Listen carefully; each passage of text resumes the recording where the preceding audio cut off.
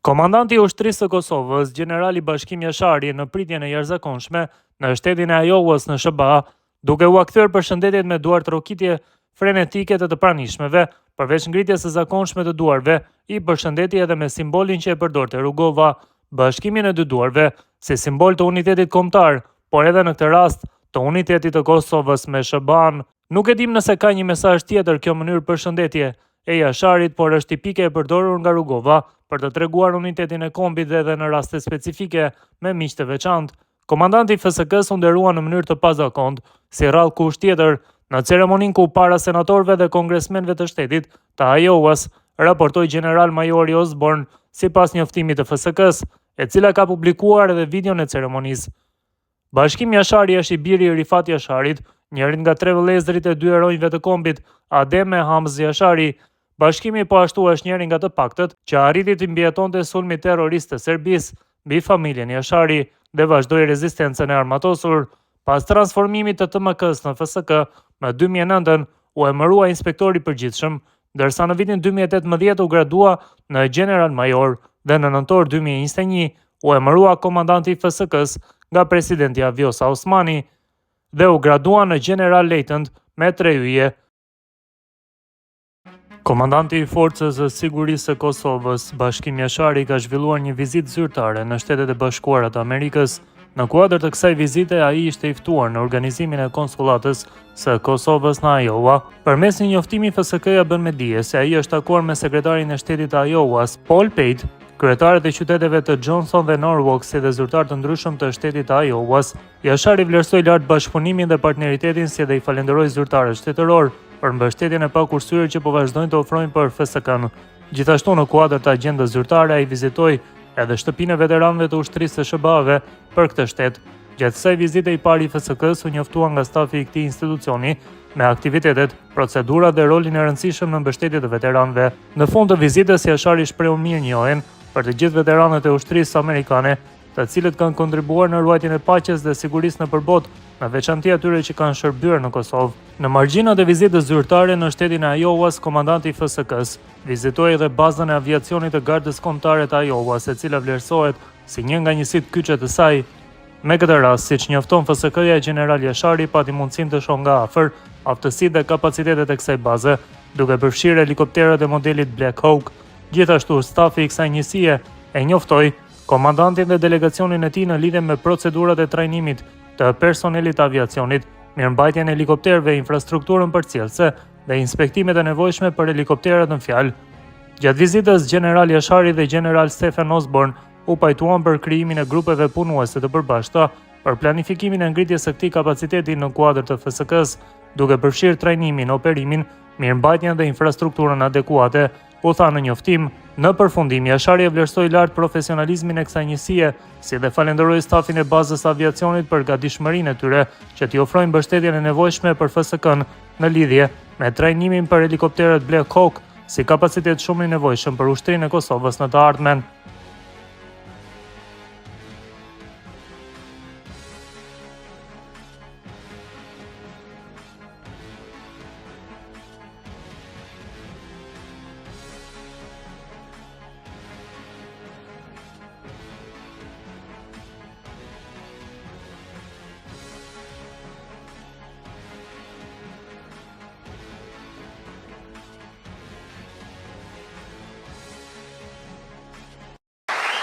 Dhe gjithashtu 1 miliard euro për ushtrinë.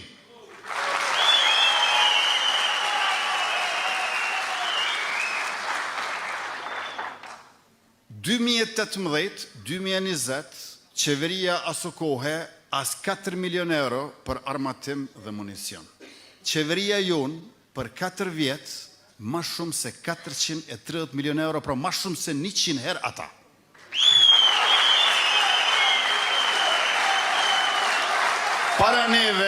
Para neve të dashur qytetar, policia e Kosovës ka qenë më e armatosur, më e madhe, më e fuqishme se ushtria jonë.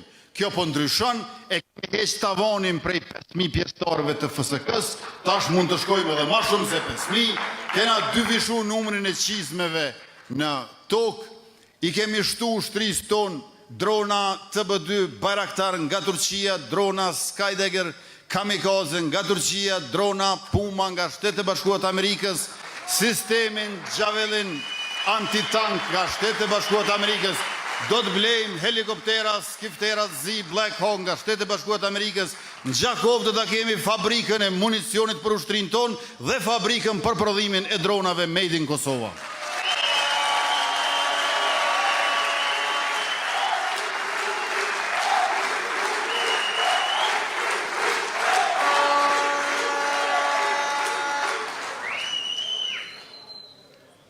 Po ashtu e kemi shpier edhe më lartë tavonin e moshës. Forca e Sigurisë Kosovës e ka pas tavonin 23 vjeç. Më shumë se 23 vjeç nuk ke mujt mu inkuadru në FSK. Tash e kemi bon 25 vjeç, i ftojmë djemët e vajzat, gratë e burrat që duan të angazhohen, dhe jemi të interesuar që në fund mandatit nga rreth 300 ushtarake, sa i kemi në forcën e Sigurisë Kosovës, të kemi 1000 gra e vajza në ushtri.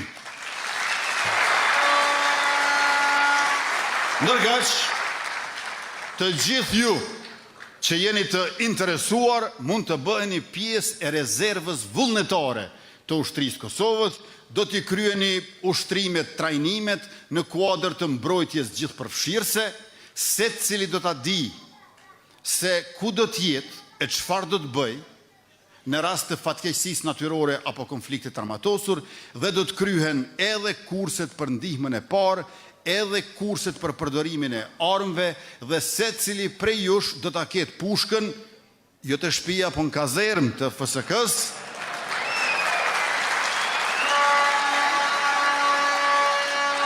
ju do t'a dini, ju do t'a dini,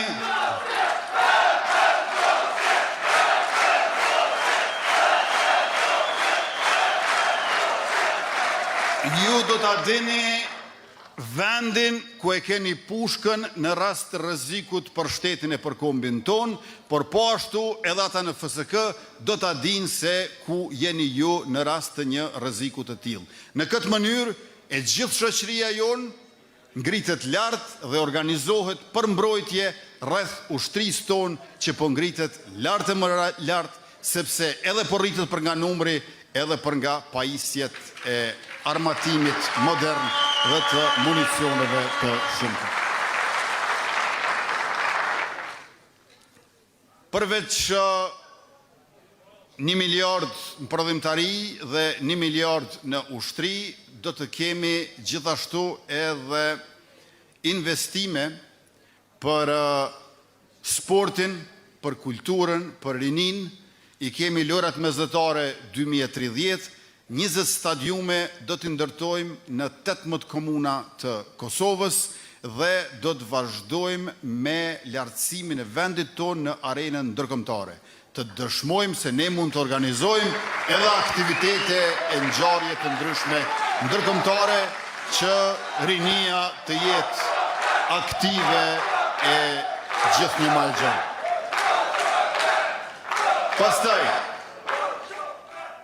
gjithashtu, ne e dim që kemi mungesë të ujit dhe do të na duhen 5 diga të reja.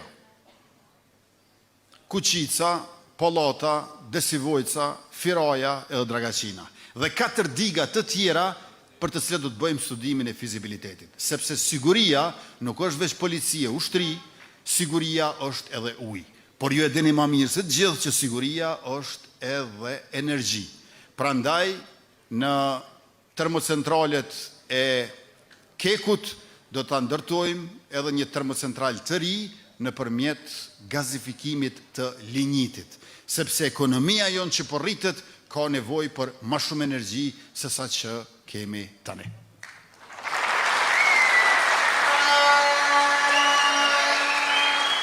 Mandati i ardhshëm do të jetë edhe mandat i hekurudhave. Prishtinë, Durrës, Hani e Lezit, Fush Kosovë, Mitrovic, Leshak, dhe gjithashtu hekurudha që e lidh aeroportin ndërkombëtar të Prishtinës Adem Jashari me kryeqytetin Prishtinën, që është shumë e rëndësishme për bashkëdhetarët tonë që tashmë kanë filluar të vinë masivisht për festën e vitit të ri, që janë nisë 30 më herët se vjet me 28 dhjetor.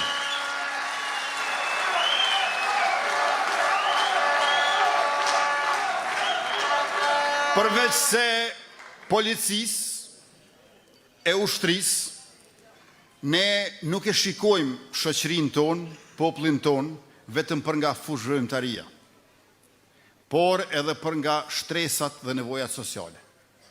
Konkretisht, jemi kujdes në veçanti për nonat edhe fëmijët.